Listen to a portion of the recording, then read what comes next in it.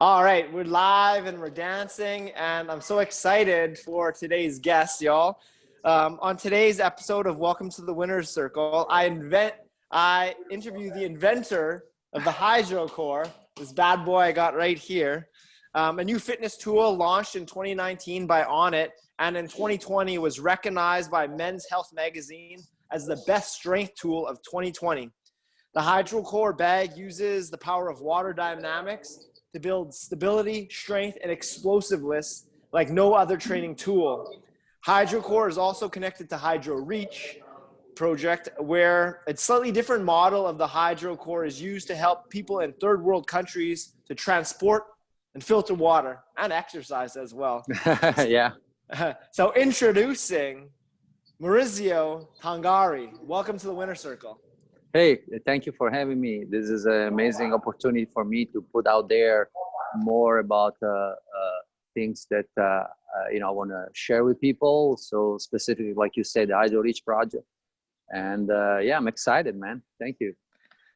Great. I love this bad boy, the HydroCore, and I can't wait to talk about the invention of it and get to know a little bit more about you.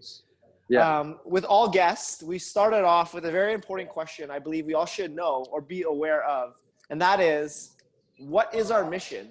What is your mission, Mauricio, here on this earth and this reality plane?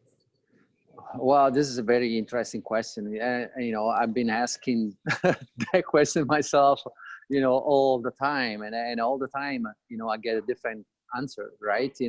It's all like, process of life. You have one mission, and then you meet different people, and you achieve different goals, and your mission change all the time, right? I'm in my 50 now, like 52 years old, and I just like discover, my mission with the HydroReach Project actually, and something that I've been working since I start like developing HydroCore, and I realized, man, this is something that probably will leave a great impact, in this world. And it's something that I made. I want to make it happen so bad, and actually it's going to happen because now I found the right connection, the right way to do it. And I think that for now, that's my mission. I don't know, maybe going to change like in 10 years again. And, we'll always discover, we rediscover ourselves in a different way, right? Absolutely. And I think that's the thing about our mission is our mission doesn't have to be fixed. A mission can be always changing. And that's the beautiful thing. But what the mission is our North Star, somewhere to guide us when we fall off our path, or even when we're on the path, somewhere where we know we're shooting towards, and really enjoying the process towards that destination rather than being focused on the destination. Enjoying the process, enjoying the journey on that mission. I think is so important. Absolutely.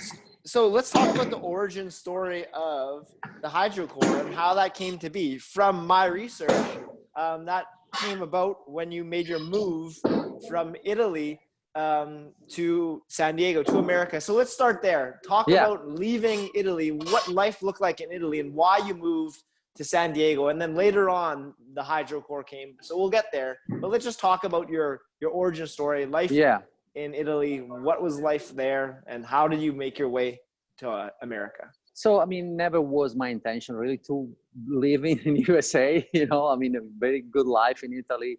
I used to own a bed and breakfast, like a little boutique hotel, bed and breakfast, in Italy, with few rooms, nice life, by the beach, and I loved it.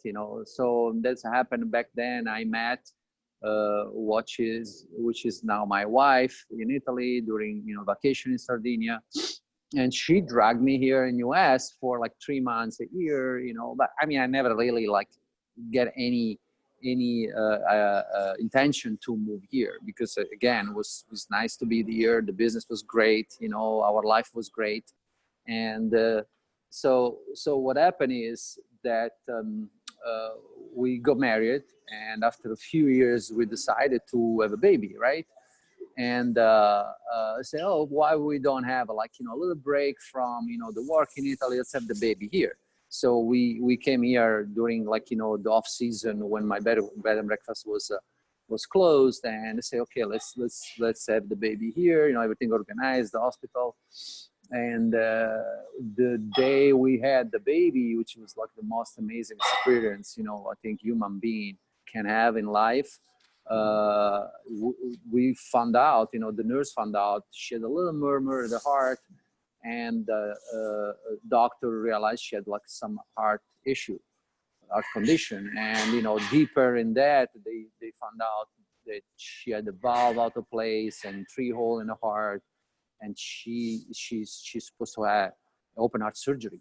So there was like kind of, for me, like, you know, the world just crashed on you. You have like, you know, mission, you have dream, you have things you want to do it, and everything change direction. What are you going to do? I mean, I didn't blink a second. I got the phone when I got the bad news, and I called my sister in Italy and say, hey, I'm not coming back, I'm staying here. You know, I did like, you know, it took me a few seconds, you know, I need to do something. And coming from a little town in South Italy where there is no really possibility, you know, have a medical assistance, good medical assistance. And I mean, that specific case, she needed open heart surgery. So imagine, like, you know, the first hospital was in Rome, like 5 hours away. I mean, the processing the things for me was so quick and fast. Like, say, the only wise decision is stay here, you know, and I mean, take care of this issue here, stay here. And that was the main reason why I decided to stay. So, but I mean, and again, you know, I didn't think about, okay, what I'm going to do for a living, what's going to happen. I didn't care. I mean, my only, the entire decision was made to, let's say, give a better, you know, medical assistance to my daughter. I say, everything going to come. I don't care. I mean, even if I have to do like, you know, the most like, you know, humbling job you ever did it, you know, I'll do it. I don't care, you know. And that was crazy, because it was very stressful being like, you know, in the hospital in and out every week for years, and never know when she's going to have the heart surgery. Because the thing at the beginning, you think, okay, maybe it's, you know, she's going to have tomorrow, right? Oh, no. Oh, in 1 month, in 2 months, oh, in 1 year. And then 3 years went by, and she had the open heart surgery when she was 3 years old.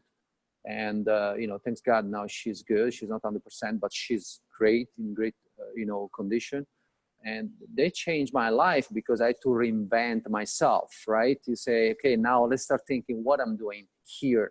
Like, you know, completely lost, no job, you know, money start to finish, right? You know, and you're here, you know, medical expense and stuff like that. So I kind of, you know, say, oh, okay, let me see, maybe fitness, you know, I mean, the things I can do in the meantime, you know, to make some money and can realize what to do later on, right?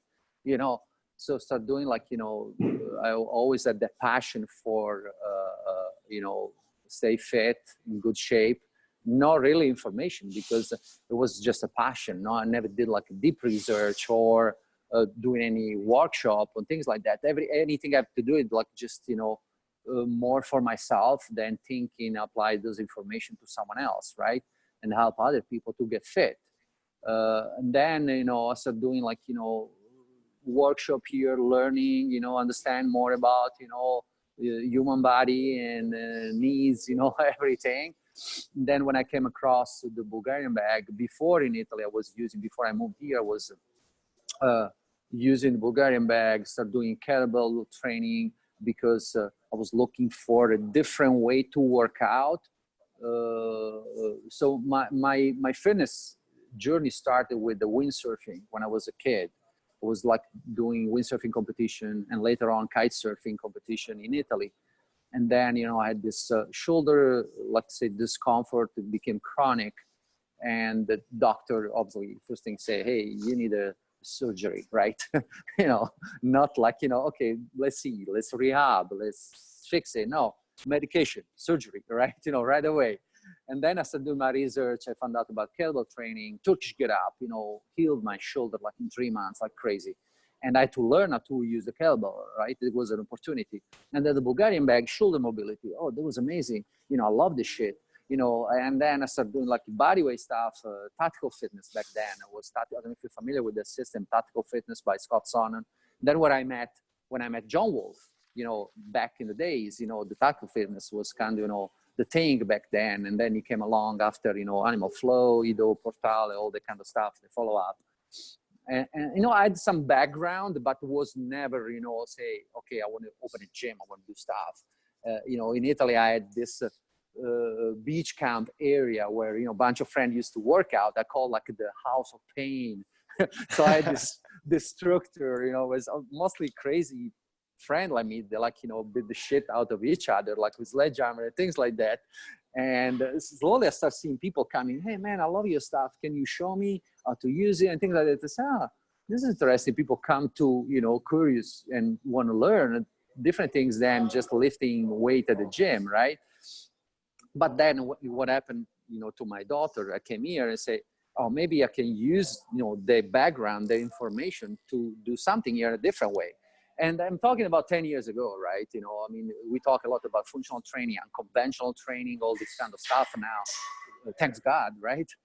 Back then it was like, you know, training inside a gym here for me was like, you know, who's a crazy dude? I don't want to do this shit. I don't want to spend like look like goat around my head or the kettlebell. The kettlebell back then, I remember in the gym was using for curls, right? Or rowing at the max. You know, my background was like, you know, Girovoy sport. And, you know, when I was doing my snatches, my things, you know, and applying all the tactical fitness, bodyweight movement, the people was looking like, you know, oh, this is a weirdo. This is crazy, right? So I said, oh, let's see if I can make a profit out of this. And to be honest, it was hard because, I mean, talking about 10 years ago, it was hard in a conventional gym in San Diego. I don't know if you've been down here, you know, everybody, you know, lifting, you know, nobody's really swinging a mace or a bag. So I got attention from the jiu-jitsu community a lot, you know. When I came here, you know, I met my mentor, which was Steve Navex, Navy SEAL. And, you know, he kind of inspired me because he encouraged me to get educated in fitness, you know. So I started doing stuff, but, you know, it's kind of, you know, a rough road because I didn't know. Also, my English was not that great back then. So I didn't know how to put words together, explaining things, you know. So I had to kind of learn more technical terminology of fitness and things like that. It was hard.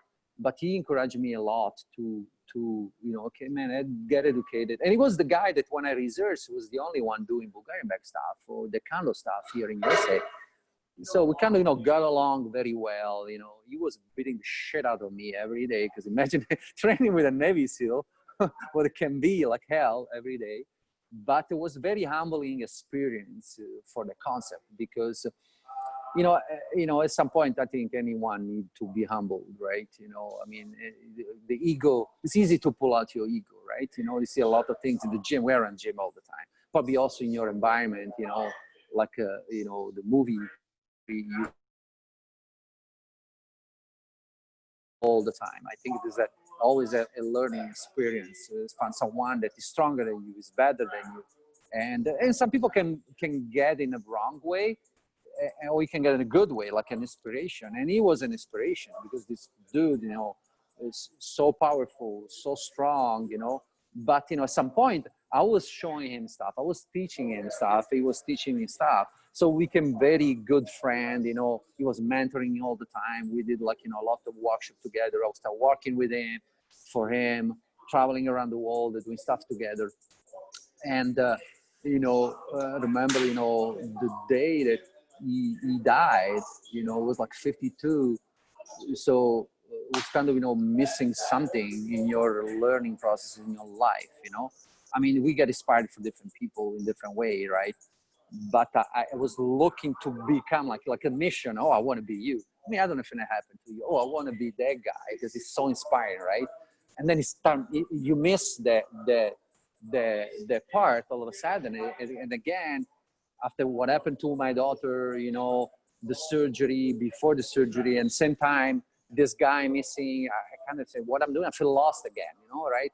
First my daughter, and then, now this guy, what am I going to do? You kind of to find your way again and say, oh, maybe fitness is not my thing, right? And so I started doing other stuff, like, job, like cleaning people's house, in the spare time, found other type of way to make money, right? And then, back then, it was good at the Bulgarian bag. It was working a lot with the Bulgarian bag, a lot of people getting close, jiu-jitsu community, like I say, getting close, learning, champion like Andre Galbao, Clark Gracie, all this MMA fighter, learning new bodyweight stuff. They loved it. I said, oh, maybe I have something, So I got back in there and I got the idea to transform Bulgarian bag into something more transportable, because the struggle I had with that, need to buy a bunch of Bulgarian bags, right? And I said, man, I just want a tool that can bring, I love this tool, I want to bring everywhere. Probably you love mazes. You would like to travel with a maze everywhere, right? Have a destination, a kettlebell. Say, oh man, I want a kettlebell, when I go to Cancun. But it's impossible. So I said, I want to bring this tool everywhere. Let me think about the water. I'll put the water. I had no idea. I had no idea what the fucking I was doing. And at the same time, when I had the conversation with Steve, my friend that passed away, and then he died, and I say, I had this idea, but I don't have anyone understand my idea, right? To put this in a project, in a product, And then I spoke with the guy that was making the Bulgarian bag, and he had no interest. He told me, like, that's just stupid, I can list many people that told me that was a stupid idea. 1,000, probably, It's funny because, most of those people around you don't think about, the fitness industry. Most of these people is around your circle, friend or family, and then imagine I'm Italian. Italian are negative by genes, right? DNA, like, what the fuck, this is stupid. Come on, go work at the train station like this, right? Yeah. You're gonna find a job at the post office, right? Things like that. They more like, I mean, I understand, because when you have your mom, your dad, your wife, your sister, they don't want to see you failing, right? They're afraid, like, to see what can happen. So for me, I was working like, my garage, my spare time, wake up in the middle of the night, thinking the way how to make this product possible, right? In many different ways. I made it happen. The process of building the HydroCore, when I had the first prototype, I said, what the fucking is this? It looked like it was like an oversized. So imagine the one you have now behind, so probably you can put 30 pound of water in there. Mine was 84 pound of water, because I had no idea about the size and the measure. I founded this company in China. This guy was so nice to help me out with this process. The company was building those air mattress when you go to the beach. I'm talking about like toys for kids, inflatable toys. Yeah. And he didn't know what it was, actually. He said, hey, can you build this? I said, like a measurement thing. He said, okay, what is it? Toy? What is it? I said, just an idea. I'll see if we can make something out. And when he sent me over, I said, what the fucking is this? And and I started moving like I used to move a Bulgarian bag, right? You probably have seen Bulgarian bag video. Yeah. And because my knowledge was about the Bulgarian bag. And I said, whoa, okay, this is different, the water dynamic. So I started like an empty, since I was like for 2 pounds of water inside. It was these huge things. I started doing spin. I said, man, that's still fucking hard. I don't know what it is. And my wife looking at me and said, oh, you're gonna dislocate one shoulder. So all the people I showed at the beginning, oh, your shoulder, doesn't look good for your shoulder. And I still see this comment sometimes, in the feeds of Onnit or in Instagram. People, they don't understand, or maybe they always trained in the traditional way. They don't understand about dynamic, about tri-dimensional movement, and not moving just in one plane or 2 plane, right? They're afraid to do that. So I started like working on that, and it was a very learning process. It was very interesting. So imagine I was by myself trying to understand what the fucking I was doing. I didn't reach for any company, but then nothing, because I don't know what fucking is this. Everybody, people around me, tell me it's stupid, it's silly, right? So I redesigned the product, did another one a little bit smaller this time, let me figure out, right? And I started doing, but again, something was missing, because the problem is this: when we, in the process of life, I realized this, sometimes, experience, we try to translate the same experience in another new experience, in romance, in a love story. Oh, this girl, I love her. And then people do the same mistakes over and over, thinking, or they're trying to, apply the same kind of, things that work, right, in a relationship. So, oh, you work with a relationship, why are you going to work with a new one? Oh, you work with an old job, why are they going to work with a new job, right? They're trying to do the same thing. And they don't understand that sometimes you have to start over and learn from a new relationship, learn from a new job, and kind of think outside of the box, right? And that's what I decided to do. I said, man, this doesn't fucking work. If applying the same Bulgarian bag information to this doesn't work. So I kind of to learn from the tool how water dynamic worked, because really back then there was no any tool water dynamic. There was, the slush pipe. I don't know if you remember the slush pipe. There was like this long pipe. It was like, a long pipe. They used to put water inside. You buy Home Depot, and the people can create instability and things. Okay. But, every time it was crashing in the gym, was making a mess of water everywhere. That was the only way they were kind of creating the thing there. Yeah. So, and then I started creating dynamic movement with the bag. I say, oh, this is interesting. This is very interesting. So I started, the first people I reached, they were doctors. The first people, because fitness industry, they didn't understand what I was doing. I started reaching someone in the fitness, they didn't understand. And I said, maybe someone more expert about instability, right? Now we talk a lot about instability, mobility, right? And so I said, maybe I could go in the medical field and see, So they got attention, some friend, doctor, they were working with people in rehab, pre-rehab, and instability, more like seniors. They loved it. They were testing my product with a lot of interest. They say, man, this helped a lot of my client with the stability problem. And just putting on the shoulder, the squat, lunges, just moving and shaking a little bit, you give a realistic feedback already to your brain, not to the body. And so the brain then fix the body. So that was the concept. So, oh, okay, I got it now. I see where I have to start. I have to start from the brain. I have to start from the body. And then, there was a very interesting learning process. It took me like probably 2 years to realize the movement, what I was doing, And so what happened is interesting that, I told you about John, we met into the tactical fitness things. And that's, the way I landed on it, right?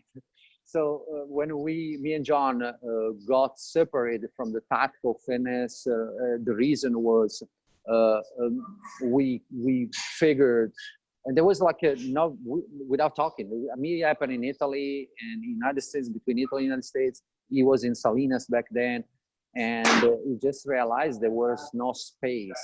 The problem was, it still is, a lot of, probably have been a lot of workshop certification, right? And probably you see, as an Onnit dude, that Onnit is more open-minded, right? More like, we go to workshop and we see how protective the inventor of a system or the product is towards the product, right? He's not willing to listen or to make the system, evolve, right? And that was happening, with tactical fitness. There was like this god of the tactical fitness. Anyone was trying to put the words or to share information or do things, they were so locked and so judging towards people that were trying to, I don't know if it's the right word, like, emulate, or replicate what you're doing. If someone come to me and share a video, me using the bag, as bad as it is, right? I'm trying to encourage this person or mentoring or helping him to get better, right? Not give him shit and say, oh man, you fucking, how dare you to try my product, my system in that way. Don't even try to share video like that. Man, they were so freaking judging. Happen all the time. Probably have been there. I don't know. Yeah. Where you started, motherfucker. you know. I mean, you had like all the knowledge in fitness and things. You start, you know, probably you know shit about it, fitness, about body weight movement, or about any product or tool. So that's why, you know, I didn't like it. I didn't like it anymore. I had no fun. It was so locked and judgmental. I got out, and then, you know, when I met John years later in Salinas, he told me about the same thing. It was like in the process there, and then, you know, we kind of got lost, you know, in this process of getting separated from that concept there. Yeah. And we reunited after a while. I called him and say, "Hey, John, where are you? What are you doing?" I said, "Oh, I'm moving to Texas now. I'm Texas. You know, what are you in Texas?" "Oh, yeah, you know, the gym. I closed the gym. I come here. This company Onnit. So fucking is Onnit. You know, I say, oh yeah, we want to do something. They want to do something with fitness. They want to introduce more like, you know, a concept behind, you know, body weight movement, kettlebell." And I mean, I say, "Oh man, you're the man." I mean, I know you. I mean, you had like I think it was the ETG system. I don't remember what it was. The system back then you developed, and he was great with body weight. It's still great. I mean, amazing. You know, amazing person. The charisma he had. I said, man, I couldn't find a better person. You know. Yeah. So, and that was just a conversation between two friends. So, where are you? What are you doing? And I said, "Hey, John, look, you know, I have this idea. What do you think?" He knew me as the guy with the Bulgarian bag, you know. And I said, "Oh, interesting. I mean, go forward. Maybe something you don't know, right? You know, kind of, you know, almost." I was the first person telling me to go forward. I say, "Oh, okay, I found one, right?" Yeah. You know, they tell me to do something with this shit here now. And then, you know, Starts with one. yeah, exactly. Start with one, right? And then, you know, I went forward, you know, exploring more, building another one. And there was always this connection. "Hey, John, what do you think? Look at this." So he came down to San Diego after a while. It was long process, like 3 years time frame. And on it was growing more. It was like going big. Everybody talking about, you know, Aubrey Marcus and Joe Rogan jump in, and the mace, the kettlebell, and this kind of, you know, rock star trainers, right? And all the group of trainers, those alpha male stuff. It was kind of inspiring seeing the process of growing so quick of Onnit, right? And then, you know, John came down to San Diego to see live my product. He was down here for a mastermind. He came to my house, and I showed him my idea. And then he left. And then after a while, he called me and said, "Hey, what do you think we put your product in Onnit?" And then he was the director of Onnit back then. I said, "What do you mean? I mean, this is fucking silly plastic water-filled tool. I mean, you guys, you know, are badass training with barbell, kettlebell, and maces and thing." And I said, let's give it a shot. We got it to lose, right? You know, got to lose. Nothing from 0 to 0. We have to risk. We put the money, you know, you put the knowledge and things. I said, let's try it out. And then he took time. He took a lot of time. He took a lot of time to realize how to fit the idea in Onnit. But, you know, we did it. And when we did it, it was pretty good. I mean, we're still doing pretty good. People loved it. That was amazing. There was an amazing, you know, process of going from zero, having person that believe in you and, you know, invest in you. That's the thing. Invest in your idea, in your potential. And I mean, that was amazing in the sense that, you know, coming to your United States really with no expectation, right? No dream. Create your own dream, right? And then seeing people start believing what you're doing and trusting what you're doing, investing what you're doing. There was a very interesting process. It was a learning lesson, you know, in the sense that now you ask me about the mission, and, you know, I can have a lot of mission. You know, I told you about the HydroReach. This is one mission. Another mission I have, and I do with a great pleasure all the time, helping or be very responsive of people that reach out to me. I think, like, you know, the most valuable things you can give to a human being is your time. Time, you know, be there and be present, right? You know, so all people reach out to me all the time for, you know, about HydroCore, obviously, you know, but also people reach out to me like, you know, I have this idea, I have this invention, what do you think? And it's kind of, you know, interesting because at the beginning say, why you reach out to me? I mean, I have no education. I never been to school. You know, I quit the school when I was like, you know, 16, I start traveling the world, and why you reach out to me? I mean, I feel like, is it weird, right? I feel like people, so they think you can help them. I started realizing that if you reach out to me, means there's something I can do for this person, right? And I don't want to be rude. I don't want to be the person that ignore them. There's a lot of people like that out there, right? I don't want to say that I want to inspire, looks like, too much, but I want to help. If I can share my story, and I can help to maybe this person to become something or do something, right? A dream, achieve a dream or whatever, right? Mm-hmm. And that's beautiful. And you've learned that from some of your mentors you listed, but you also learned it from people that you didn't like what they were doing. For example, what they're doing. And I think that's also important, is just to expose yourself to many different people. We'll like some things and we won't like others. And the things that we don't like, we could do that better ourselves. Absolutely. You don't want to be the person. I don't want to be the person. I don't want to be the asshole. I don't want to be the rude person. I don't want to be the person that ignore you, the person that think that you're stupid or your idea is stupid. And one thing I learned from John, it was very interesting, that he told me, man, anything, because he's always say, oh, you're crazy idea, because I have other idea about fitness product and things like that, other things that I brought up to Onnit or other company. And then he say, man, I don't say no till you prove me wrong, right? Why to say stupid or is a no? If, let's see it. And then, maybe it's something, maybe it's nothing, but if we don't try, how we know, right?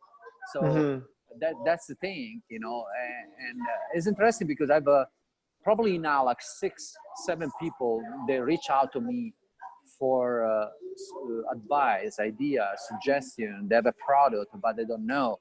And back then, I remember, this interesting. So I was like, still doing the Bulgarian bag workshop back then, but I was in the process to close the deal with Onnit. So I had to do my last Bulgarian bag workshop in Bay Area.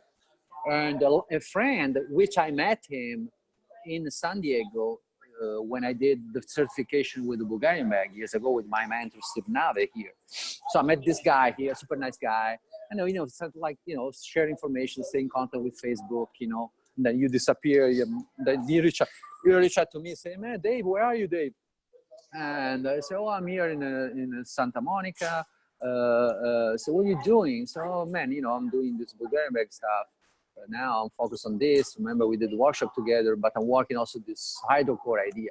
And they say, oh, man, I also work in an idea, say, why you don't come down? Say, come down to San Diego, stay in my house a couple of days. Let's just talk, let's reconnect, right? And then he came down and he showed me his idea. I showed him my idea. And then, I don't know if you're familiar with this. Yeah. Okay, so it was invented from my friend Dave, the psorite. And he came down and showed me his first prototype. It was made. He used back then this 3D printer back then to make it in US. Okay. Wow. And then he brought one. Was very flat. Was not details like the hole here. Other things was just. I said, "What the fucking is that?" I told him it's like a mini ramp. For, finger skateboard, remember those finger skateboard? I said, what is it? Like a toy for kids? I say, no, this is, for your psoas. I said, oh, interesting. Show me. So he showed me a bunch of stuff, the psoas, the trigger point, the back, and things like that. And I said, man, this is fucking good. It feels so good in there, because you like to do the procedure yourself, digging with the hand inside the psoas, and even with crossbow, really couldn't reach the spot there. So man, when I lean on that, I said, "Oh man, it's the most beautiful pain I had in my life," And then he say, "Oh, you like it?" He said, "Yeah, I like it. I mean, it's good. It's awesome." Why? You don't think it's good enough? What's your concern? I say, oh, yeah, I believe it, but I say, oh, yeah, let's do this.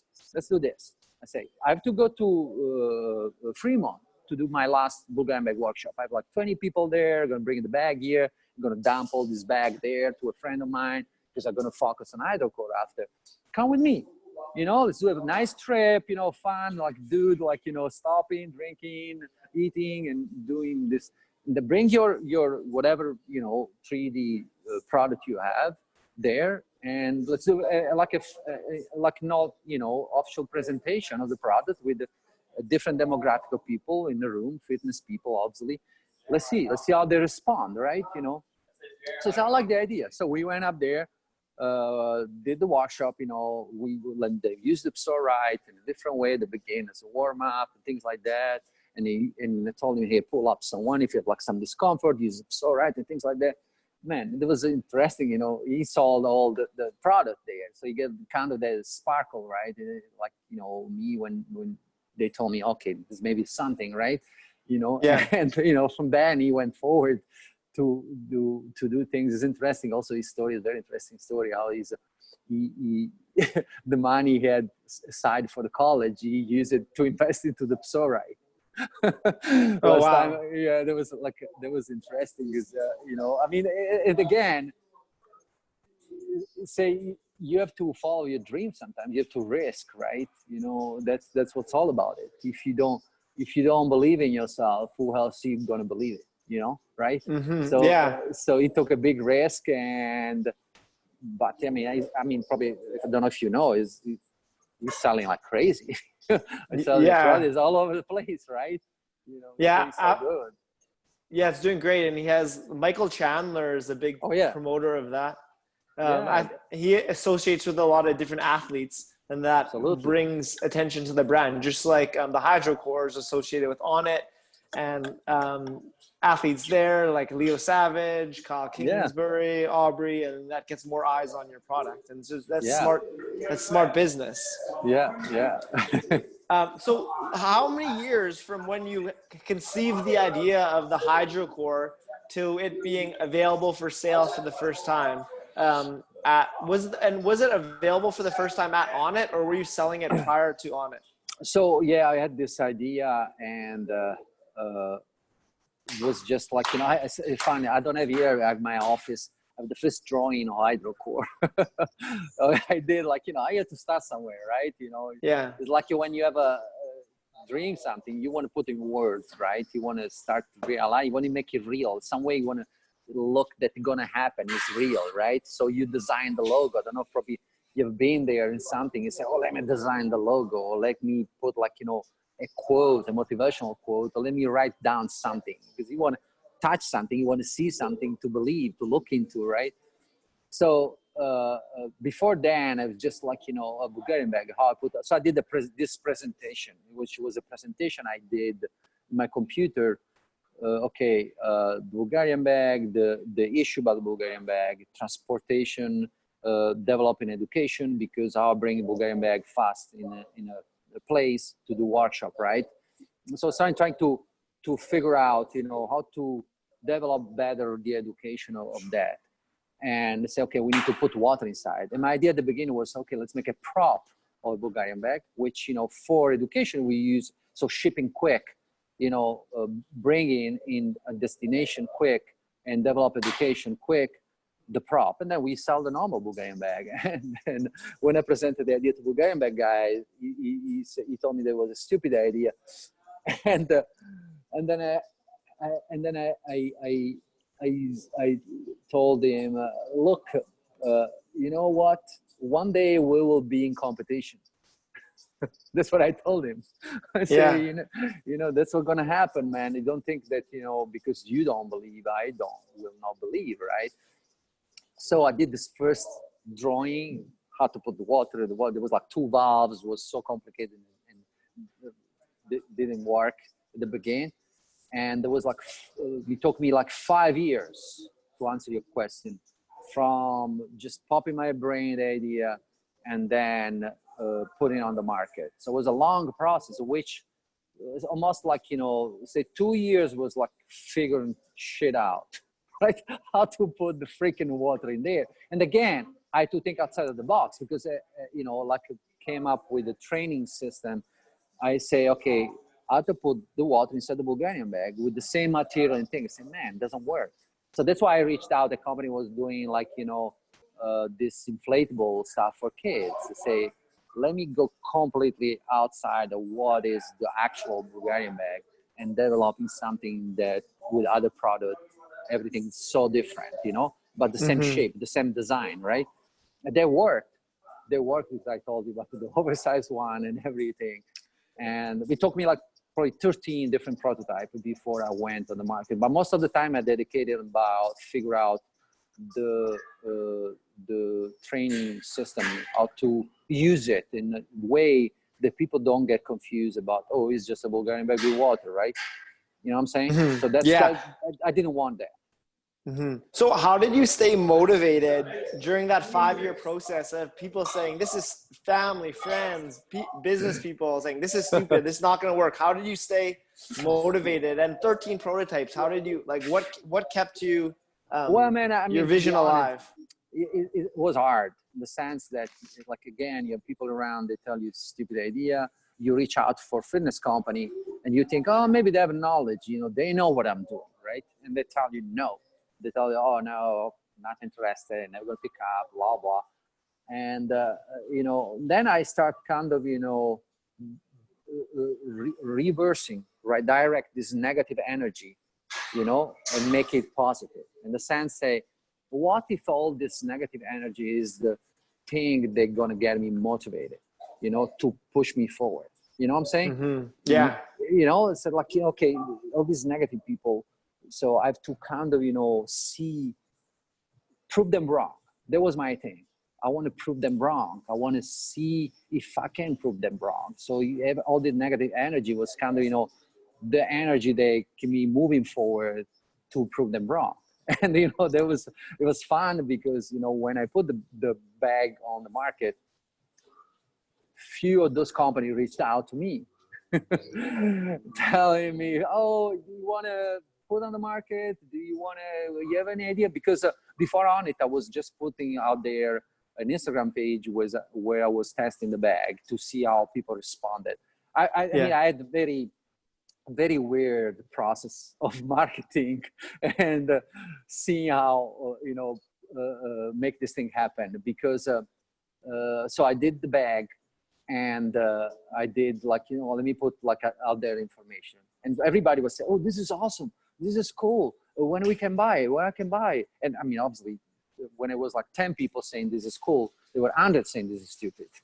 Obviously, seeing, and they say, man, I mean, there's 10 people, not bad, right? I was looking the 10 people, I was looking the other people. And that's most of people do nowadays. They don't focus on the positive. If you can have 1,000 people say, oh, this is good, but they go look like, the one person, they say, this is stupid. And they get like, oh, no, why? It's crying because one stupid asshole from nowhere say, oh, this is stupid, right? Yeah. So, and again, now what happened is slowly the 10 people, they became, 50. And then the negative was going down, right? It was going up more, the people, they appreciate it, they want to buy it, and that was in the process that, we were dealing with Onnit, how to put the product up there and things, but I already had like the idea out there. There was no marked on it back then. And there was, I mean, to answer your question is that got like, I to kind of learn how to reverse this energy, prove people wrong all the time and make things happen. That was my goal. Yeah, that's beautiful. So for an inventor out there that has that spark in their idea and they're putting their idea to paper, how do they get that idea in front of people? How do you create those meetings and connections to even have the opportunity to get say no to? How did you start those conversations with different businesses, different companies? How did you open those doors? So again, like I told you before, I had no real education in finance, product developing. I quit the school at 16, so it's kind of an interesting learning process. I was like researching about patent application, about marketing, about anything possible. It was learning all the time, and then obviously, with a lot of mistakes, you learn by mistakes, but, it was not the mistakes. Mistakes was like just a learning process for me. And so you see, man, what I do is I started just reaching out people, email, seeing like, an Instagram page, send a private message. I was kind of, figure things out, go on a website. Okay, there's email at the bottom, contact, send an email and see it. Most of them, they reach back. They were nice to reach back, discuss, and say, what's your idea, your concept, have like a real conversation. Probably they saw some potential, but, they were not there back then. Sometimes I realized, in life, other things I did in life, that you think too much forward and other people are, just like to stay in the comfort zone. They don't see your vision, right? And then maybe it's not the right time. And say there was a good way of thinking, because probably if I put the idea out there by myself or with another company, which I had some company that want to invest a chunk of money, I'm sure probably it was a failure idea, because it was not the right time. It also was probably not the right people to get connected, right? Yeah. The problem about that also another thing I realized, not just with the HydroCore, but other idea, the project I had, you don't have to sell yourself, so easy, So what happened is, I was doing okay, I was okay at this job in the fitness industry. I was cleaning people houses, so I had no rush really to see this thing happen, But what I realized, that's the advice that usually I give to other inventors or people, they want to put something out there. Don't sell yourself right away, because if you rush, you become like I want to say like a whore, right? You was just the money, you see the money, and then you want to put yourself out there fast as you can. There can be a failure. It can be like you sell yourself too low, and that's not good. So the fact that I took like a lot of time, to figure things out, it was good, and then also consider that we're supposed to come out in 2018. So we came out 1 year later.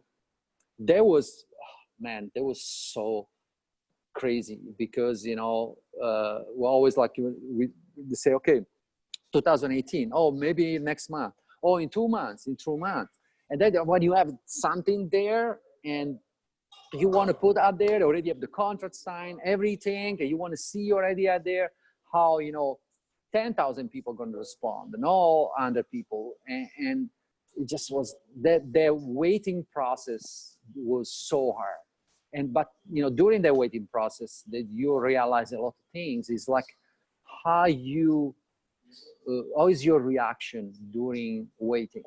You can learn a lot of things from how you put a person like, on put, just wait. And you can learn a lot of things about how people react. It was very interesting. I learned a lot of things by myself, how to slow down, to calm down, don't rush, think about more, look around, look what you can do it, look how you can develop a better system for the product, right? Probably like during this pandemic, it's kind of the same way. You've seen a lot of people like, they don't have the patience of wait, they didn't reinvent themselves around, what happened in the world. They just sit, do nothing, or overreact, right? And not like rethinking a way to put yourself out there, right? So I think waiting that my idea was on the market, there was a big learning lesson. At some point you believe, this is ever gonna happen? It's like, is it ever gonna happen? I don't know. Maybe they're gonna drop it. There's so many things that come to your head, right? Yeah. It was like a calling, John. So, man, what's gonna happen here? I say, oh, don't worry, we just figure things out, just say, okay, let's see, I'm here, if you guys need me. So at some point I had to just like relax and make things flow and happen by themselves without pushing anything. It was interesting. How did you do that? How did you relax? What were some strategies you used to relax? You said you were creating new material, like new ways to train with the HydroCore. How else were you using this time and being patient? Yeah, I mean, I was like really focusing more. It was good. There was good time because probably if I was going to put out there the HydroCore 1 year before, yeah, I had not really the knowledge I have now in the product, because it gave me opportunity to test it out more with different people, different demographic, and develop a better system around the HydroCore.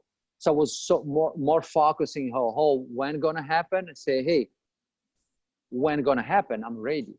You know what I'm saying? Yeah, Get myself more ready for when gonna happen, and have more answer for when gonna happen. You were finding the opportunities during that time. Yeah, So exactly. what did you learn from that time in 2018, that 1 year waiting period that you were able to use during COVID, because another period of waiting? What did you learn? How did you transfer that learning to now? Yeah, that's another thing, because this COVID experience was tough for anyone. When we pulled out like the HydroCore, and then the COVID happened, right? Yeah. There was what's gonna happen now?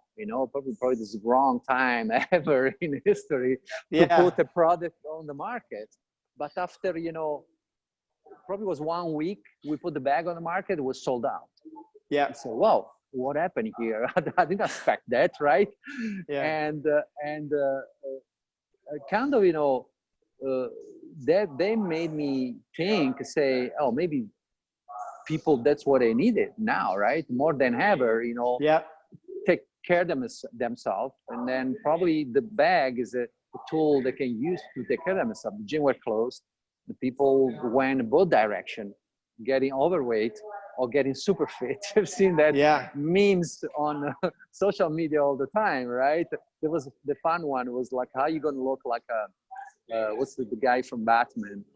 He did different movie where he was skinny, he was super fit, it was like obese, Christian Bale. Christian Bale. So what Christian Bale are you going to be at the end of the pandemic, right? It was fun. Yeah, that's funny.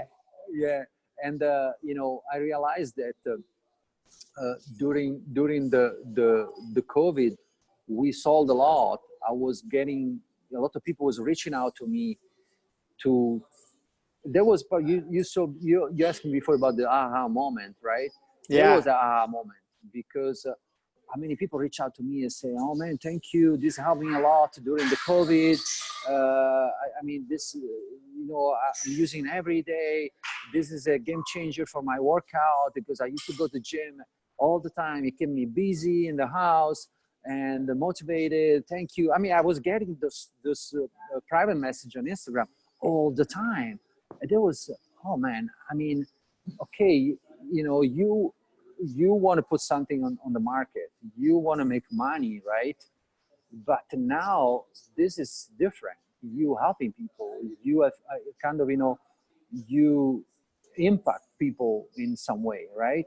Not that I discovered the cure for cancer, it's just a fitness product, but was helping a lot of people. There was like something say, this is great. I didn't really think about it, that one day someone gonna thank me for help him to get better, to get fit, or to get busy, because during pandemic there was a happen. People was working out all the time just to that time to get working out. So that was interesting. That's beautiful. And then now your next project on the line is the HydroReach. Tell us about that and how that came to be. That was another interesting part of the HydroCore. It kind of came up at the same time. So what happened, I told you when I had the oversized HydroCore bag. Yeah. I was excited. So I went to the beach down my house, say, oh, let me try it out. So I start like, moving the things, and, all of a sudden I realize I had no water with me. I didn't bring my water to drink because I was too excited to go to the beach and test it out. I said, oh, fuck, what am I going to do now? I said, okay, I put water in this thing. Let me drink it from this, just filled up from my garden hose. I mean, I will not die if I drank one time, right? And you'll get stomach pain, but not die, I don't know. So I started drinking water from these things. And I was working out and testing stuff, and then drinking water and thinking. And then I put the bag on my back, like this, when I was going back to the car, and I was drinking. And then I said, man, this is freaking comfy to carry water, this is good. That was bigger, so it was longer here, right? Yeah. And then I said, let me think. So I went home, I called a friend. So this friend of mine, he's a pastor for a local church here in San Diego, and he always go to, I think it was Guatemala, I don't remember which country, to build wells. So they were collecting money, going to this South American country to build wells for a community there. They needed fresh water, and also distributing buckets, like Home Depot buckets. And the system they use, like Home Depot buckets, put like a faucet, screw a faucet in, and they put this little faucet, to the faucet go a pipe with a water filter. So I called him and I said, hey, Scott, can you come to my house? I want to just show you something, I mean, I don't know, just maybe stupid, but, And first of all, he had no idea about HydroCore. And then obviously there was no idea about my idea of HydroReach. So he came to the house, and then, it was my front yard with a bag here. And then he looked at me and said, whoa, what the fucking is that? This is cool. So we can use it for transporting water. He told me that, the first thing, because that was my idea, but I didn't want to tell anything. And he said, this is freaking cool. So let me try. So he put on top, it was deflated. So more like, comfy to transport, right? Because there's no air. You cannot put no air in HydroReach, just water. So it can go fit perfectly on your joint, muscles, bones. So it's comfy. So what are you going to do with this? What is it? What are you going to do? I said, I don't know. You tell me. And then he say, oh, so if you know what they do. Because, I mean, you see on TV, like people transporting buckets of water, or you on the head. But they really don't go deeper, on details, right? You see doing, but you don't understand what they're really doing, why they're doing, what's the needs, how long they're doing, And he started explaining to me all these things about transporting water. And there was like, fuck, man, this is crazy. Really? 4 hours, kids transporting water on top of the head? This is crazy. And then he told me, sometimes when we build wells, you cannot build wells in the middle of the village. Probably it's 4 or 8 miles away because the water is there, right? Yeah. And, it's not like, imagine going from A to B straight in a line. Sometimes you go uphill, downhill, the water spill, the bucket break. And then they say, why we don't do something, figure out. I say, man, I would like to do it. And, but, now I have this HydroCore project, let's see. So at the same time I was working and go back and forth with two ideas, right? Then, he stopped doing the stuff. So he was more dedicated to another job. He's still doing the pastor, so he don't do the stuff there. So he kind of, I didn't know where to start, non-profit organization, where I have to bring the bag there, you need logistic and things like that. So I kind of put aside the project there.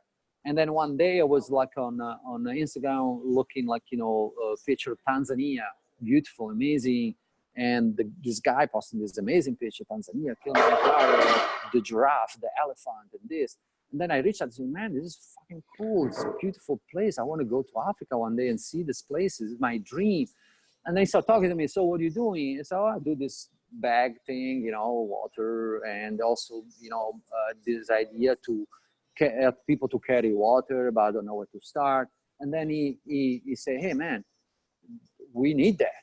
We need the thing here in Africa. They have no idea. I say, what do you mean? I mean, it looks so green and beautiful. Kilimanjaro, all the glacier, the water. I said, no, man, you have no idea. During the dry season here is unbelievable. So the next day he went to take a picture and video for me, show me this little faucet in the middle of nowhere, dripping water, people gathering around to try to get some water in whatever they had to bring back home. And then I told him, man, I promise on my mom life, one day I will come there and bring you the bag.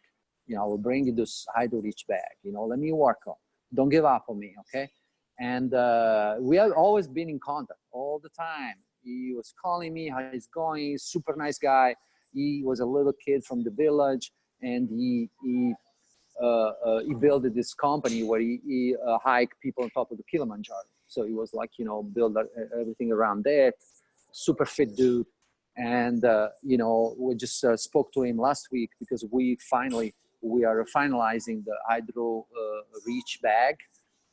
We did the 3D, so we're working. Everything looks amazing. The bag look amazing.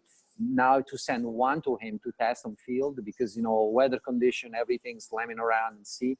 So actually, it's like a camelback bladder. The camelback bladder, but more thick, more resistant. With all the system and everything. And you can attach a water filter to purify water. So what it is, you're flipping around. I'll send you some picture after. And, beautiful. The amazing things I found by mistake, this company in South Africa, they want to take over the project. So they do they provide disaster relief product. So when they happen in Puerto Rico, they bring this bucket with filter. The first thing you need when disaster happens is water. If you don't have water in the first 24 hours, people can die. So that's the first thing you need. So the first thing they bring, water filter, water bottle, things like that. So they say, hey, this is amazing because we can ship this easily because it's compact. We can put in this disaster relief box and ship it over. But also we have all the connection worldwide to distribute the HydroReach. So, I believe this will be bigger than HydroCore. And, not just because of the distribution, whatever we want to do, but the impact we're going to have. But the way I want to keep this project connected with the HydroCore. And we discussed a lot with the marketing of this company would take over HydroReach. So this is beautiful. We love it. We love the idea of the fitness industry gonna participate, gonna be part of this project. If you think about it, there's water inside HydroCore. There's water inside HydroReach. It's two different purposes. Purpose is get fit. The other purpose is you need water, right? And the idea of water, we train with water, we drink water, we sweat water, right? All the time. So the people they know about the HydroReach project, they use HydroCore, they want to get involved. They love it. They love this connection.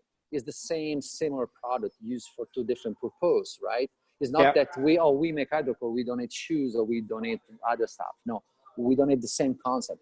So we want to make that bigger, and probably we will talk about more in the future about this. Yeah, I love it. And I'm going to keep my eye on that. And we'll definitely have another conversation in the future as that project continues to evolve. I think it's such a fantastic thing that you're doing.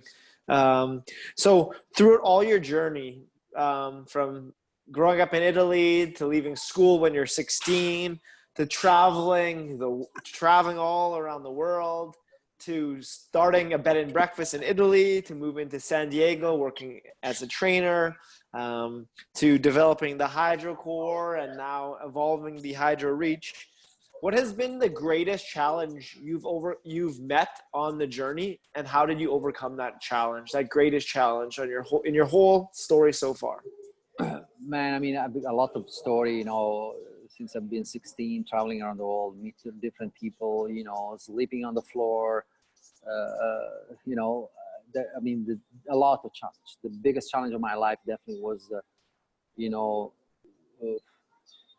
my daughter, when my daughter had the open heart surgery, the thing is this was so hard. It was the hardest things. As a father, cannot even imagine. You have been I saw you interview with Jason Haley, with John and Sean Power and things like that. Beautiful people, amazing people with different story, and having a daughter. I know a great father is John also, and he's an amazing person. that's the thing. It changed your life for forever. You know, is an impact that is very unique. You don't understand till the day you holding this little thing in your arm, right? Mm-hmm. Understanding that she have a heart problem, she probably will not survive. You don't know what's gonna happen to her. Losing that. I mean, how many times I was thinking the 3 years of my life, every day thinking, looking at her. Sometimes, you know, getting aside, crying. You know, just not showing your emotion. You know, I've been hiding my emotion for 3 years because obviously you want to be there, you want to be happy, you want to show love, and you want to have get so much love you can as possible during that time frame, because you don't know what's gonna happen, right? Mm-hmm. There was a big challenge, but biggest challenge was the day of their open heart surgery. A lot of things go in your head, man. Uh, she gonna make it? You know, see her like, you know, the anesthesia start kicking in. She get like, you know, kind of cuckoo and, you know, sleep, and that's would be the last thing you're gonna see it probably, right? And what's gonna happen after? How you gonna be? Are you gonna be a different person if something bad happened, right? You know, everything go in your head. You want to be positive. You can't. You cannot be positive. I mean, you want to try be positive. You have the person around you telling be positive, you know, but they don't know what's going on in your head. It's hard. 4 hours, man. Every minute's like years, and you don't know till the last second. You don't see. Even if doctor come out from the room and say, "Oh, everything is fine," you don't believe in. See, you want to see it. You want to hug her. You want to cry. That was crazy because I remember. Sorry, I get a bit emotional. No, that's okay. I remember when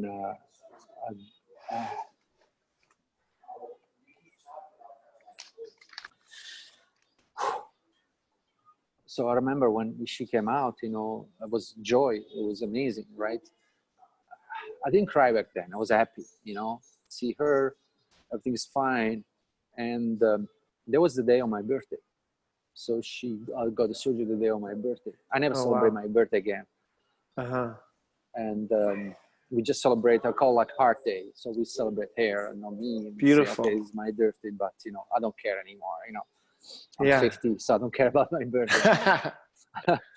And so I prefer to celebrate her day. And there was like, you know, a thing that, you know, will impact for the rest of my life. I remember, you know, so that day I spent all the entire night at the hospital there, and my wife told me, okay, go home, take a rest, you know, things like that.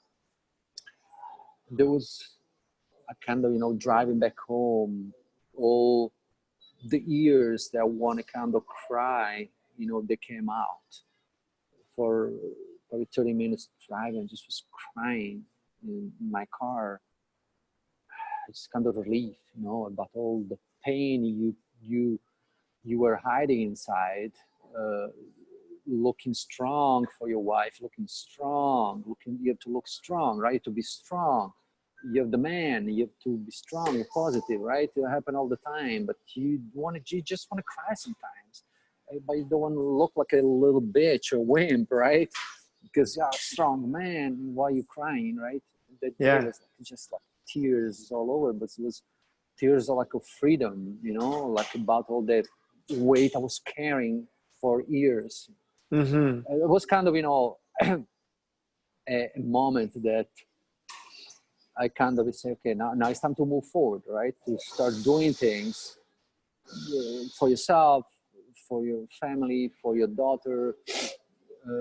It's kind of, you know, it's interesting because having a daughter, I don't know if it happened the same with a boy, but, you know, I always want a daughter.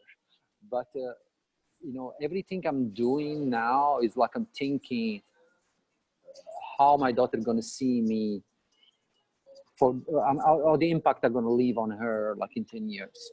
Or when I'm Mm-hmm. talking to someone or in front of someone, I'm trying to talk like my daughter is there, right? You know, Yeah. listening and say how this gonna affect her if she listen what you're saying or what you're doing. If I have a business meeting, the way I'm dealing with people, and I feel like, oh, she gonna learn from what you're doing, from what you're saying. You're gonna impact. So the most impact I want to leave is on her, with my action, with my words. I want to be remembered from her, as a good person that did something good in life, right? Even if it's just a silly fitness product or helping people to transport water, right? That's a one. I mean, she started understanding what I'm doing. Back then she said, like, "You're always in the garage. What are you doing? I'm inventing things." She was like building stuff with me in the garage, like toys and stuff, and it was kind of funny. But now she understands what I'm doing, and she kind of this now see like how she see you in a different way, right? Oh, I yeah. say, I see people, I see the magazine, this is your thing. We went to like once, get the magazine, this is my bag inside. Oh, this is cool, Daddy. I'm so proud of you. I like to say things like that. Yeah, And then, that's amazing. and that's the thing that made you proud of any other thing in the world, when your daughter is proud of you, right? Yeah. So Yeah. that's amazing. That's the best thing in the world. I mean, I got inspired from other people also. I remember I got a conversation when I was in the process of designing HydroCore and testing HydroCore. So I was in one of the gym here in San Diego testing the bag, and there was a guy there, and then he approached me and said, "Hey, what is that? I never seen such a thing. What is it?" And I said, "Man, you know what? I have to test it. Mind if I'll work you out, with this thing, see what you're thinking. So you give me feedback, right?" And he said, "Okay, let's do it." It was like 65. And I said, doing the workout. I said, "Man, this is so freaking cool. I love it. I never had such a amazing feedback in my body. And hey, give me your email. I wanna put you in touch, or wanna connect with you, blah blah. Let's meet people. Say, okay, just maybe they forget about it, right?" And then after 1 week, he called me. He said, "Hey, man, I want you put in touch with one of my clients." I didn't know what this guy was at the gym. I didn't ask what he was. Just a random person. I want to test the bag. So I want to organize a call with a guy that maybe you can kind of be interesting. Talk to him. I said, "Who is this guy?" I said, "This is one of my clients. I want you to talk to him." I said, "Okay, let's do it." So we get the call. So he was the inventor of the perfect push-up. The perfect push-up? Yeah, it's like little. Yeah, exactly. Yeah, he was the guy that invented the perfect push-up. And and then I started realizing, this guy is a client of this guy. Maybe this guy knows shit about shit, right? I gotta listen, right? So there was probably the first person that was very interesting conversation and a kind of mentorship process, in 3 hours call. It was 3 hours call.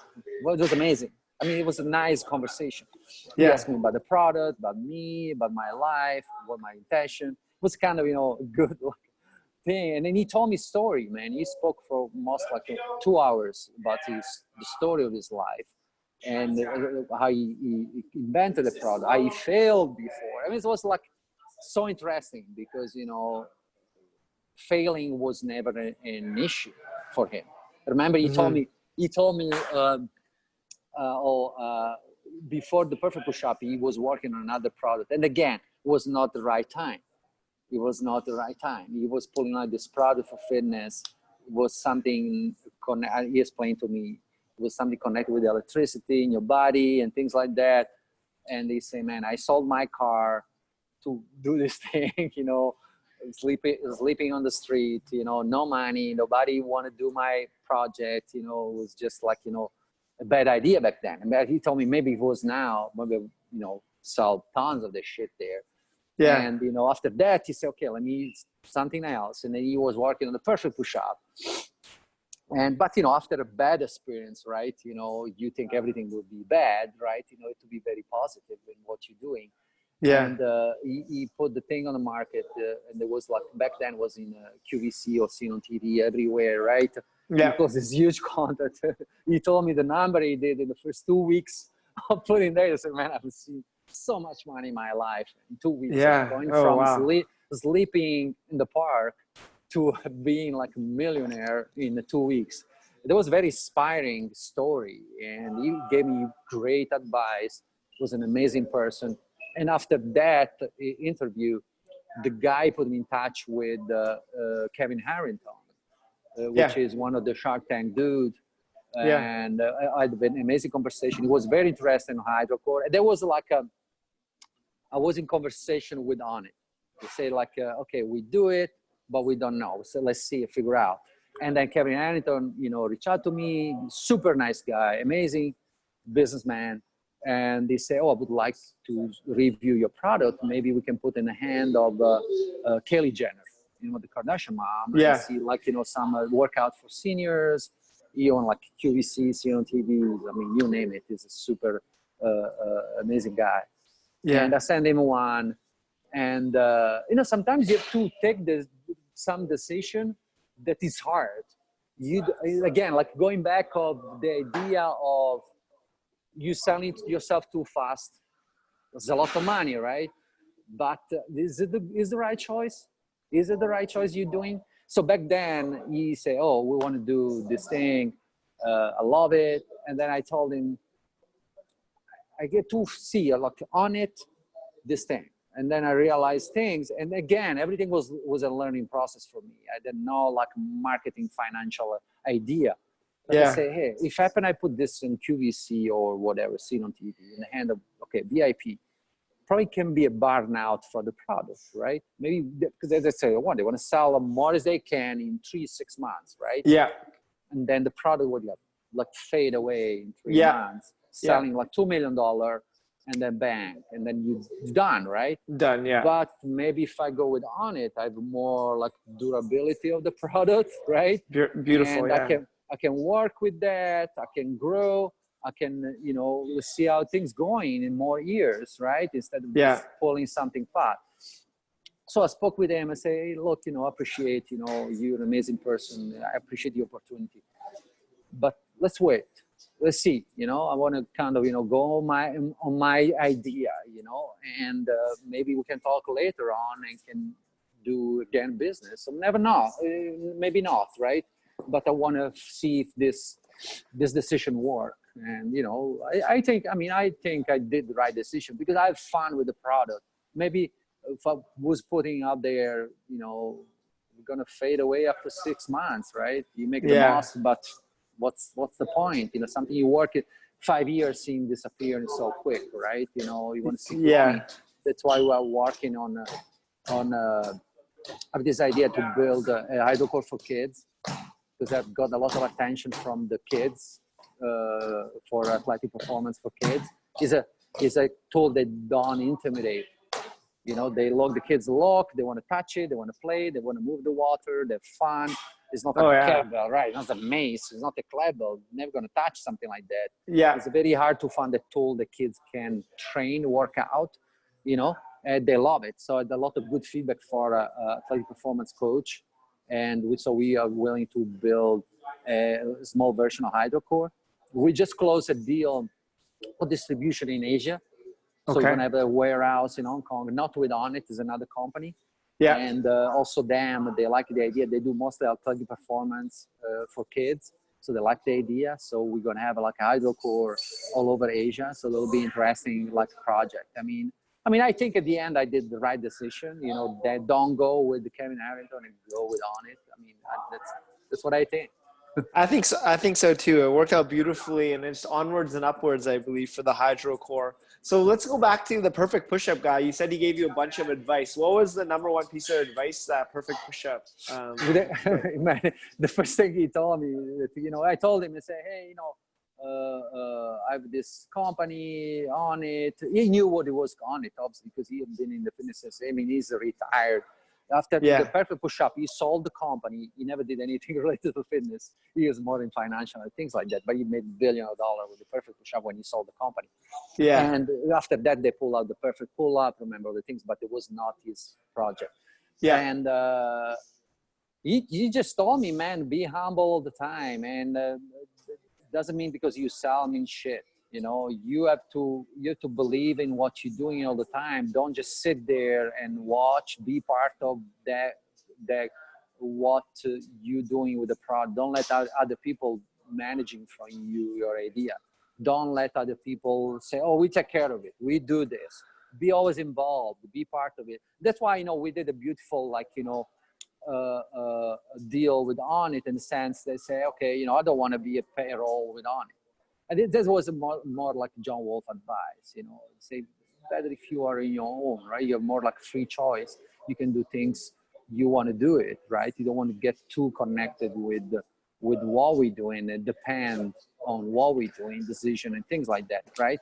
Yeah. And so that's why also with HydroReach Project, the same thing, you know, I want to do the deal with the company, but I want to run my own independent non-profit project, you know, like the project in Tanzania or the project where I can get involved with friends, people like you, they want to come along, they want to do stuff, and they want to be part of something, you know, they leave an impact. That's the idea.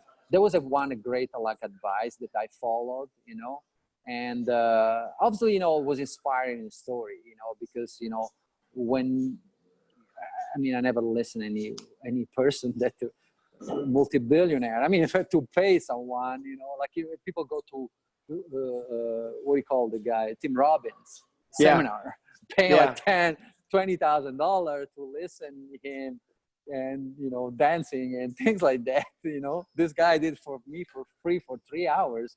You know, 3 hours his time probably is like, you know, I don't know, $1,000 an hour, you know what I'm saying? Oh You yeah. know? And it was amazing, you know, listen his story, his failure, and it inspired me in many ways to keep going forward and never get like, you know, never thinking for 1 second you will not achieve what you want to do. You know, that's the first thing. You have to believe in yourself, man. That's the freaking thing. That's what I'm saying all the time.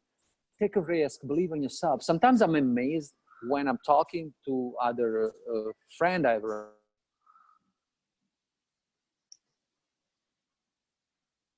there. Yeah. I lost, sorry. No, that's okay. The call. Yeah. No, that's okay. So is like people don't want to take a risk. I had other people, they say, oh, I have this idea, or, you know, this person asked me to jump on this project. And then I say, hey man, how much it costs? Oh, $1,000. So you don't want to take a chance for $1,000 to become a millionaire or to be successful, or even for free, because you have to dedicate like, you know, 3 extra hours of your day to this project. You don't want to see where you can go. It's don't worth to take a risk. That's the most stupid things a person can do. It just try it out. You have to work your ass out for what you believe. And you know, some people, they like to stay in this comfort zone. They don't want to risk like a chunk of money or 2 hours or extra life they may be going to spend, like, you know, watching TV or the bar with friends, right? I mean, that's just amazed me sometimes. Mm-hmm. So out of all these lessons you've learned, all the mentors you've talked to, what has been the greatest lesson you've learned on your journey? You, Maurizio.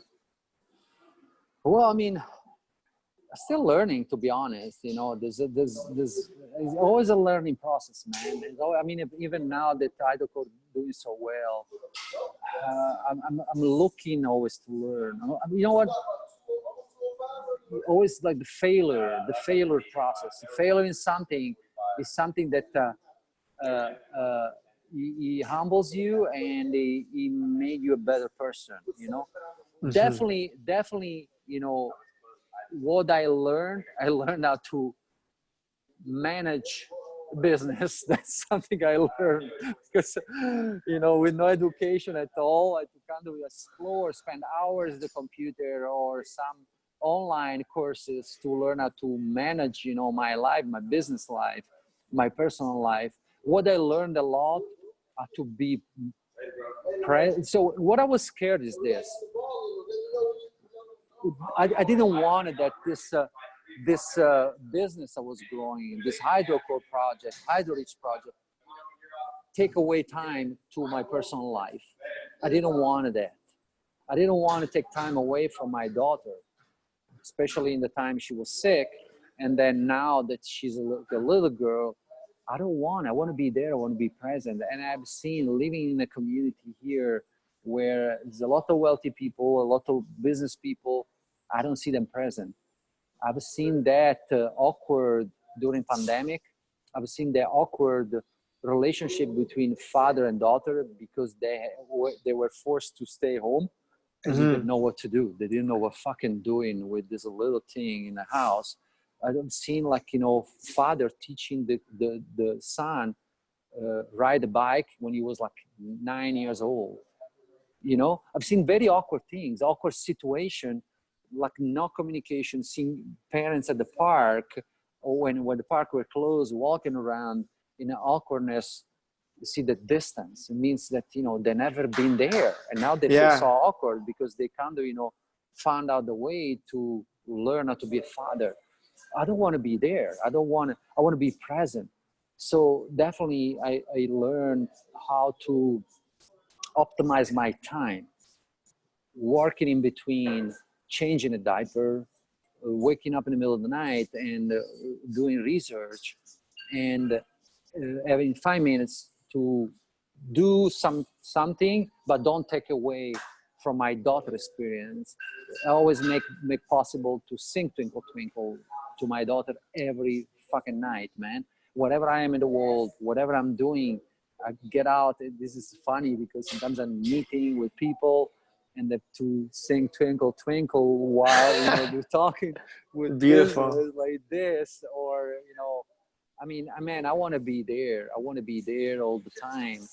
I learn how to be a present father. That's something that I want. I want it. I want to be a good example. I want she look in me as the man she want to spend the rest of her life.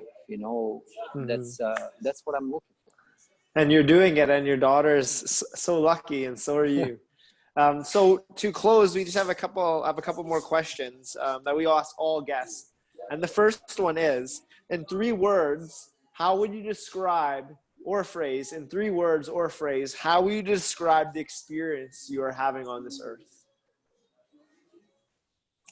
There is a tattoo I have here, is Latin. Okay. You say Amat Victoria Curam, which means victory, love, preparation.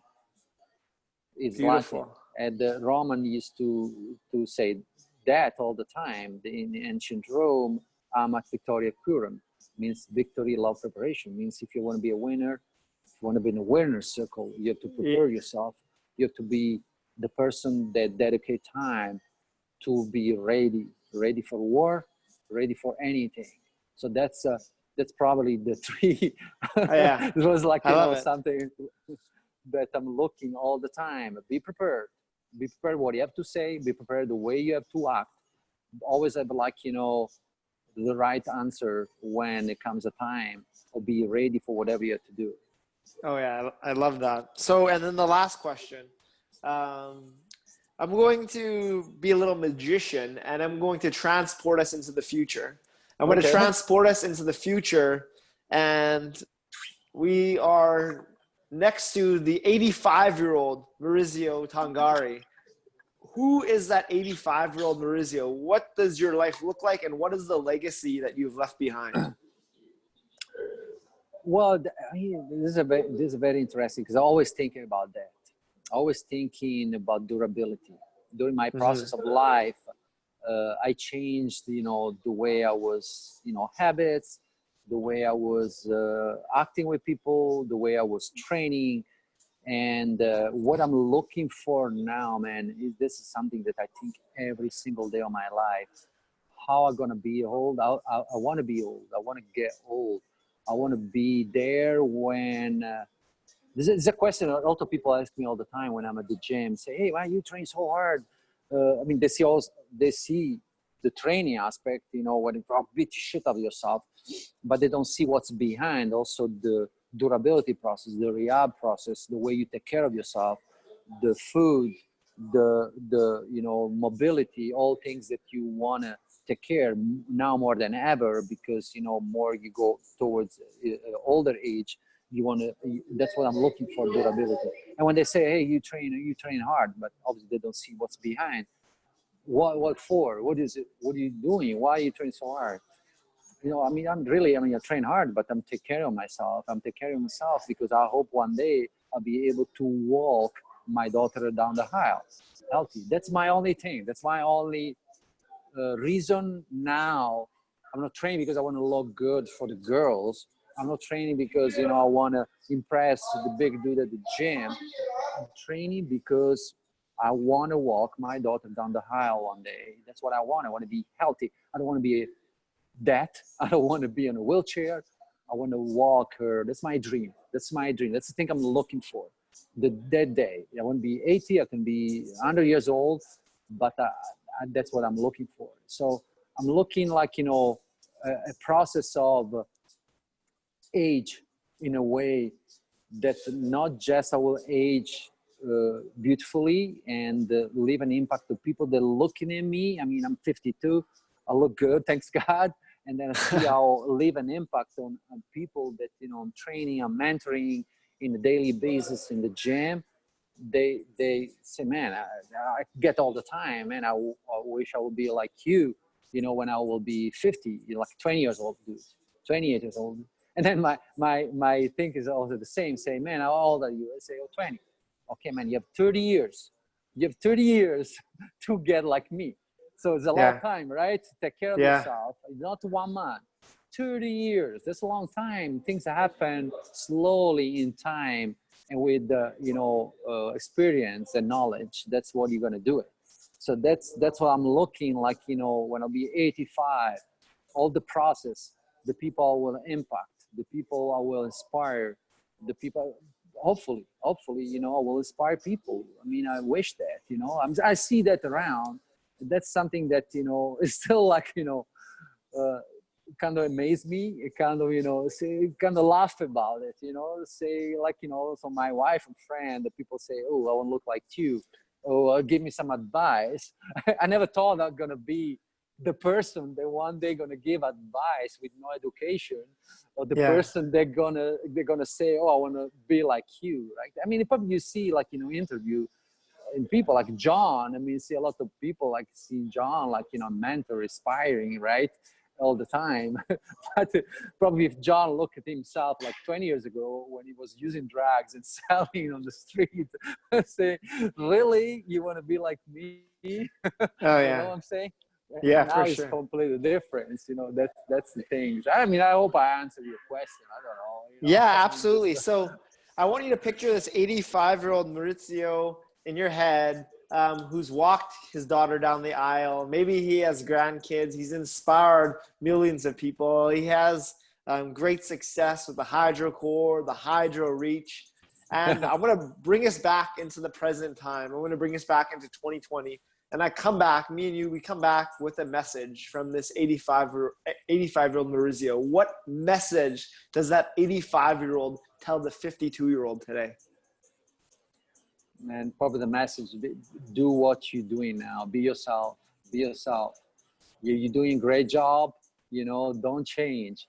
Don't get like, I mean, with age, probably what I learned with age, like, don't give a shit about fuck. That's the thing I learned, but what people say, just, do what you're doing. Trust your guts, you're doing great, and be the person you are now. I mean, it was a long way to be the person I'm now, but always looking to be a better person, right? I'm looking, how I'm going to be in 5 years, better than this. I want to be better than this. And then in 10 years, I want to be better than this. Always chasing, there was that beautiful speech of Matthew McConaughey. He left at the Oscar about, looking the person you're going to be in 10 years. Not even close. I want to, I'm chasing the person there, still chasing the person, still there, out there. I want to be better than what I'm now. I leave a better impact. I leave a better impact to be better and better and better. That's, I mean, I think it's so easy. It's so easy. You want to evolve in a better person. We're evolving, right? We're evolving.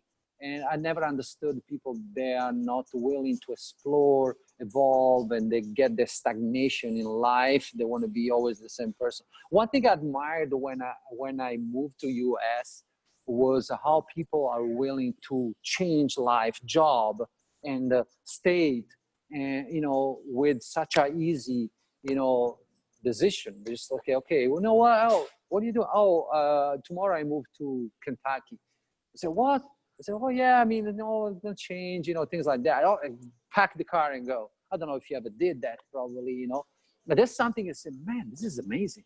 In Italy, we're kind of, for our culture, we are used to get a job.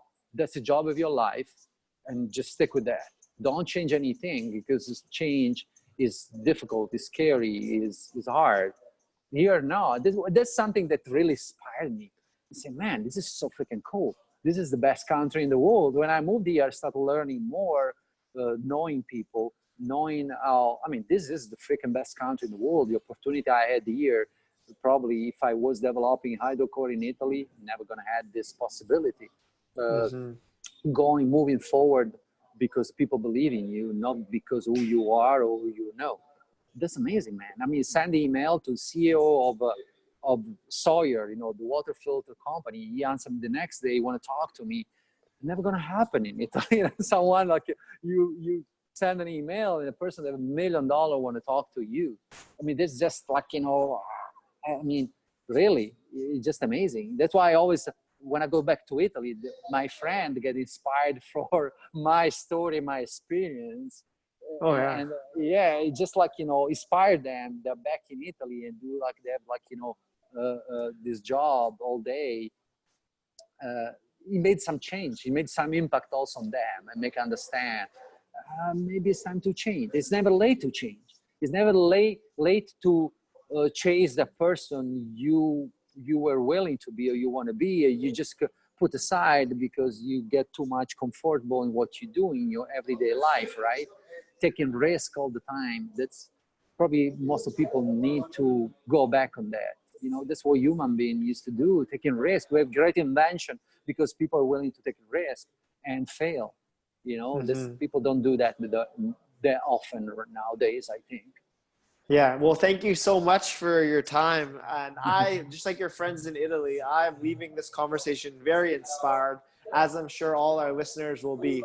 So to close the winner circle, we put our fist in the air and we bring it in for a digital fist bump. That's awesome. Yeah. That's awesome. Thank you so much. They can find the HydroCore on onnit.com. They can find you on Instagram at unconventional.republic. Where else could I send them if they want to learn more about you? Well, I'm very present on Instagram, social media, Facebook, not that often, but, Instagram, they can send a message. And again, I want to be present. I want to inspire. People need advice, anything, you can reach me. I want to be there for people. Probably this is the best thing I can do for another person at the moment. Like again, a lot of inventors, they reach to me. I want to be present. I want to help out. I know the struggle. I've been there. So I want to help people, to kind of get a little kick to move forward. Sometimes that's all you need, right? Yeah. Well, thank you so much. Happy swinging. And we'll see you for another conversation down the road. That's awesome, man. Thank you. Appreciate it. Thank you so much, Maurizio.